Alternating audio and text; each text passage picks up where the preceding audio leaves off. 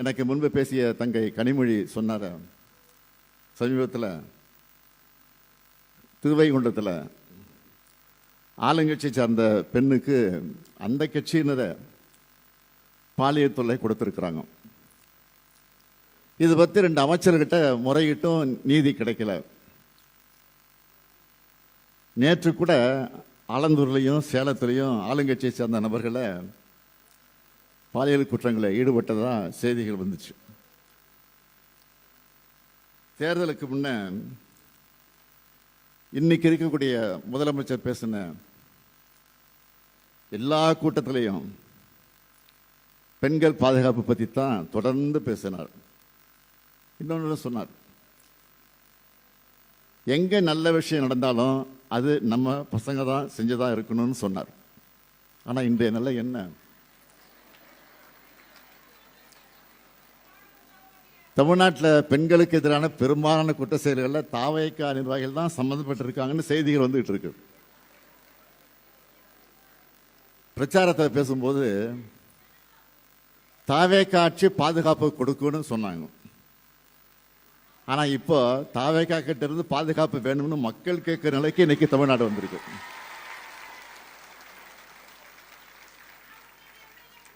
பொதுவா ஷாப்பிங் போனா என்ன வாங்குவாங்க?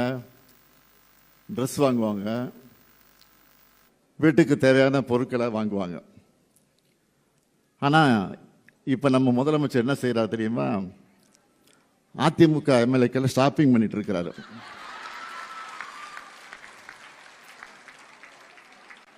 நமக்கு என்ன சந்தேகம்னா, அவர் ஆட்சி மேல அவருக்கே நம்பிக்கை இல்லையா, அல்லது அவருக்கு ஆதரவு கொடுத்து கொண்டிருக்கக்கூடிய மற்ற கட்சிகள் மேல நம்பிக்கை இல்லையா?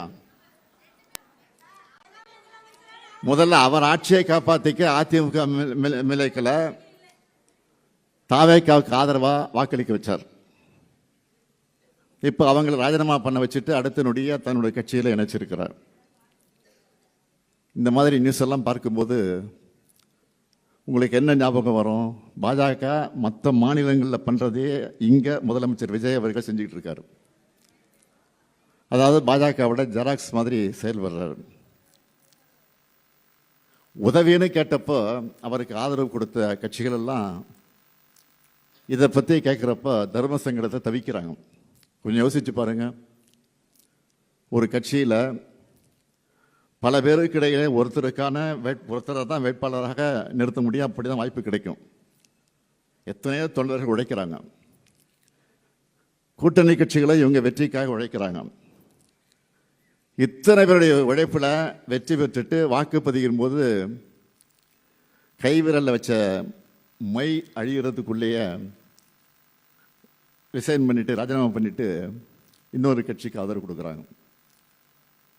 ஜனநாயக சக்திகள் நியாயமா இதை கேள்வி கேட்கணுமா வேணாமா?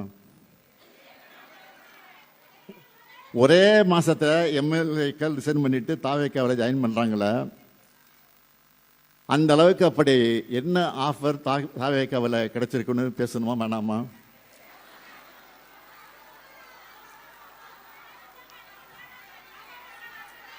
ஜனநாயகத்தை கேலி கூத்தாக்குற அசிங்கமான ஆட்சியா இந்த ஆட்சி இருக்கு. முதலமைச்சர் தான் மேடைக்கு மேடை கான்பிடண்டா இருங்க, கான்பிடண்டா இருங்க சொல்றாரே தவிர அவர் முதல்ல கான்பிடண்டா இருக்காரா?